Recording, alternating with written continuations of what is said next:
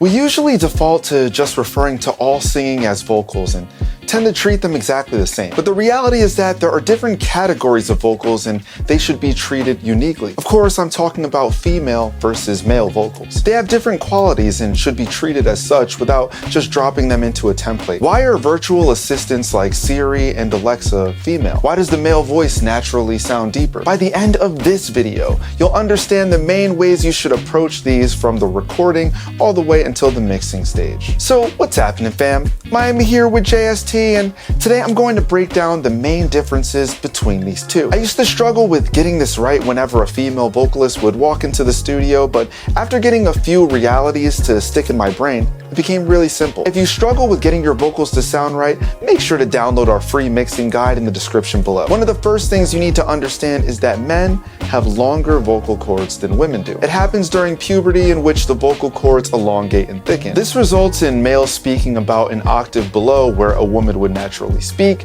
So this takes us to step one. I'll be having my friend Freddie helping me with some of these demonstrations. Make sure to follow her and I'll post her socials in the description below. Number one, mic choice. When recording a female vocalist, you can always assume that a neutral or darker mic is going to be your best bet. Something like a Sony C800 or Manly Reference is going to sound shrill and sibilant, especially as women go into their higher registers. Ribbon mics are really slept on for female vocals, but they do really well for women with tons of range because they tend to be overall darker sounding. Other notable mics that do well on a female vocal are Neumann U87, but if that's a bit out of your budget, the Rode K2 does wonders as well. Now, when we think about male vocals, we tend to want to reach for mics like a C800 or Manly Reference because they add a richness in the top end that typically gives tracks the flavor they would have to EQ in at a later time. This is why people sometimes have a love-hate relationship with mics like the SM7B, simply because they will not give you that kind of richness up top, especially if you aren't working with a vocalist that has a high range.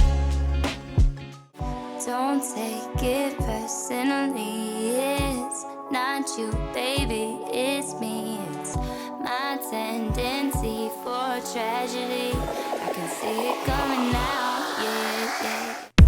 Check. Smell the perfume across the room, that's why I'm moving. I'm in a trance, you're steady dancing to the music. We're in the spot, but please don't stop, just get into it. That's how we do it. That's how we do it. Please don't confess your love, just dance the night away. Maybe you'll be the one to say. So let's go on to the next difference between male and female vocals.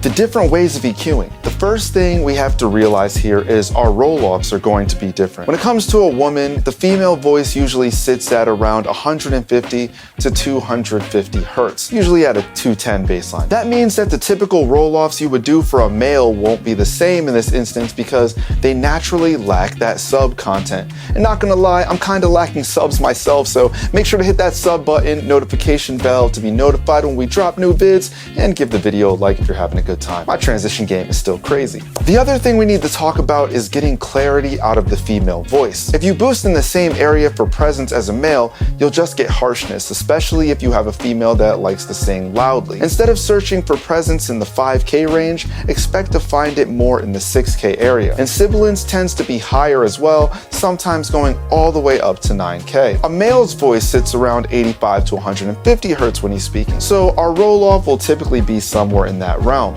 Quite a bit warmer than the typical female vocal. Instead of 6K for presence like a female, expect to find this area around 3 to 5K, usually closer to 5. And sibilance tends to be a bit lower than the female vocal, going as low as 6K for men. Well, now that we've figured out the type of mic to reach for and the general difference of EQing, the next topic of male versus female vocals is, and this is a pretty quick one, the use of voiceover. This is a curveball, right?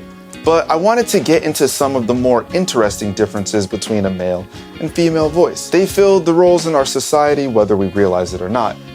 But let's think of voiceover. When we hear a female voice, we're usually calmed and relaxed by it. The best type of voice to use for dealing with stressful situations or anything involving worry. Oddly enough, it's statistically proven that people prefer hearing a woman's voice because they find it more trustworthy and friendly. But when we're dealing with a powerful statement, we tend to gravitate towards hearing that from a male. Think about if you were hearing a voiceover that was telling someone what to do or listing things off. We're more inclined to listen to this simply because of the lower tone of the male voice.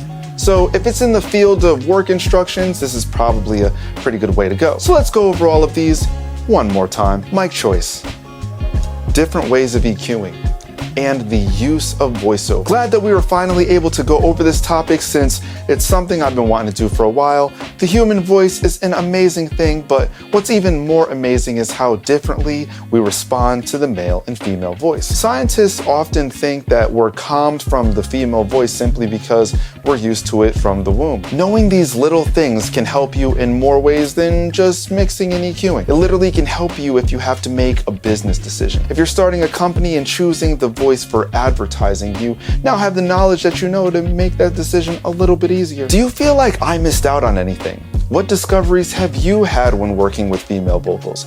Let me know in the comments below and I will chat with you like I always do. If you're an engineer on the come up, give this video a thumbs up. Don't forget to subscribe, you only have to do it one time, and tap that bell for notifications so when a video drops, you know the location. Until next time, I am out of here. Mic drop. Except as we know, I'd never really drop this thing because that gear really expensive, even if it is a piece of shirt. Later.